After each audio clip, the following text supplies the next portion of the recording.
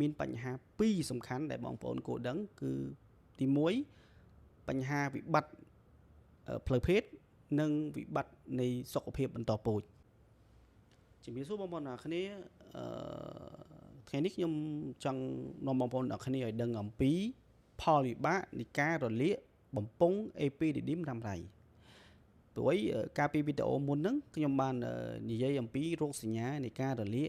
បំពង់អេពីឌីឌីមរ៉ាំរ៉ៃហ្នឹងរួចរាល់ហើយបងប្អូនអាចអញ្ជើញទៅទស្សនាបានអញ្ចឹងផលវិបាករបស់វាគឺមានច្រើនមែនតើទី1ហ្នឹងគឺ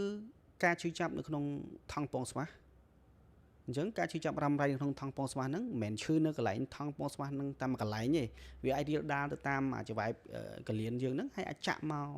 ចង្កេះទៀតផងទី2ផលវិបាកទៅលើខ្លួនវាផ្ទាល់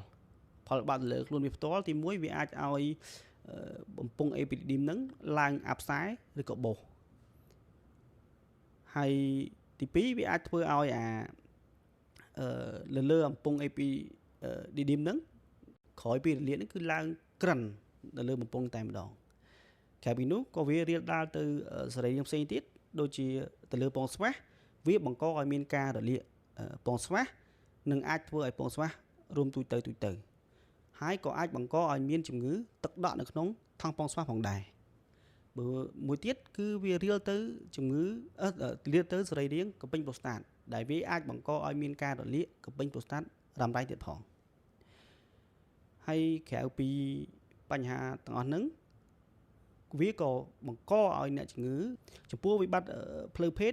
វាបង្កឲ្យអ្នកជំងឺមានវិបត្តិនៃការឡើងរឹងនិងវិបត្តិនៃការដល់ជីវិតកំពូលនិងពាក់ព័ន្ធជាមួយសុខភាពបន្តពូជវាធ្វើឲ្យអ្នកជំងឺពិបាកក្នុងការមានកូនដោយសារប៉ះពាល់ទៅលើមេជីវិតសូមអរគុណ